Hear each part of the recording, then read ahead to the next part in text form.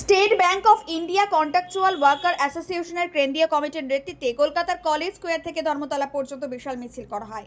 মূলত ম্যানেজমেন্ট এবং কিছু ব্যাংক ম্যানেজারের চুক্তিভিত্তিক কর্মীদের উপর অত্যাচারের বিরুদ্ধে বিভিন্ন দাবি করেন এই মিছিল থেকে। কর্মসূচিতে উপস্থিত ছিলেন কেন্দ্রীয় কমিটির সভাপতি অমিত মজুমদার, সাধারণ সম্পাদক দিলীপ বেরা এবং বিভিন্ন জেলা থেকে আগত সম্পাদকগণ। বিশেষ করে মুর্শিদাবাদ থেকে সম্পাদক শুভ রায়, নদিয়ার সম্পাদক জগন্নাথ বাগচি, পশ্চিম বর্ধমানের সম্পাদক দেবব্রত পাল, পূর্ব বর্ধমানের সম্পাদক সুদীপ মণ্ডল, এছাড়াও বিভিন্ন জেলা থেকে আগত সম্পাদক এবং সকল নেতৃত্ববৃন্দ। আমাদের একটাই দাবি, স্থায়ীকরণ নিয়ে। ব্যাংক ম্যানেজমেন্ট যেভাবে দিনের পর দিন আমাদের উপর অত্যাচার করছে, সেই অত্যাচারের প্রতিবাদে আজকে আমরা কলেজ থেকে ধর্মতলা পর্যন্ত র্যালিতে সামিল হয়েছি। এটা ব্যাংক ম্যানেজমেন্টের কাছে আমরা পৌঁছে দিতে চাই আমাদের এই অত্যাচারের প্রতিবাদ স্বরূপ এই মিছিল। আগামী দিনে যদি আমাদের দাবি দেওয়া না মানে আমরা আরও বৃহত্তর আন্দোলনে যাব। দেয়ালে তো পেছন ঠেকেই গেছে, এর আগে আমরা অনেক আন্দোলন করছি, চিঠিপত্র করছি, ব্যাংক ম্যানেজার কোনো কথায় কান দেয়নি। আগামী দিনে আমরা আরও বৃহত্তর আন্দোলনে যাচ্ছি। যেভাবে আমাদের অত্যাচার চলছে সেই অত্যাচারের প্রতিবাদে মিছিল। আমাদের পূর্ব বর্ধমান ডিস্ট্রিক্টে কিছু কিছু ব্রাঞ্চ ম্যানেজার আছে, রাত পর্যন্ত আটকে রাখছে মহিলা স্টাফেদেরকে, এমনকি বলছে ওদেরকে আছে বলগা, আমি দেখে নেবো। তার মানে এই ব্যাংক ম্যানেজাররা অত্যাচারী ব্যাংক ম্যানেজার, এরা সংবিধান মানে না। সংবিধানের 23 আর্টিকেলে বলা আছে জোরপূর্বক বলপূর্বক কাজ করানো যাবে না, কিন্তু এরা জোর জবরদস্তি করেছে। এরা আদালতের নিয়মই মানে না, আদালতের নিয়মের রক্ষা করে না।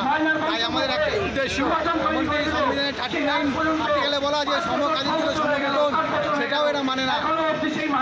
আমরা স্বাধীনতার 80 বছর হয়ে গেল আমাদের, আমরা কোনো তার সুরাহা পাইনি। এখনও আমরা বঞ্চিত, লাঞ্ছিত, শোষিত।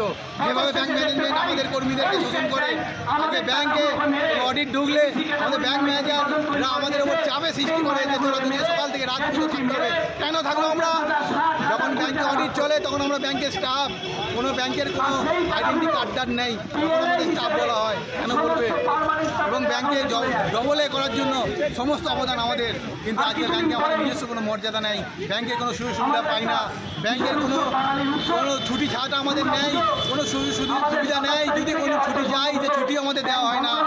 তাদের দাবি স্থায়ীকরণ করতে হবে এবং বিভিন্ন ব্রাঞ্চ ম্যানেজারের অত্যাচার হচ্ছে সেগুলো বন্ধ করতে হবে।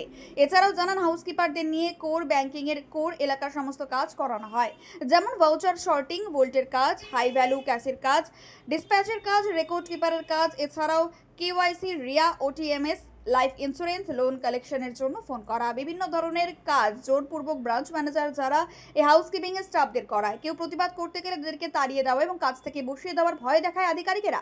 সেই সব লাটে তুলে গ্র্যাচুইটি মেরে দিয়ে 2 বছর অন্তর কোম্পানি চেঞ্জ করে দিচ্ছে।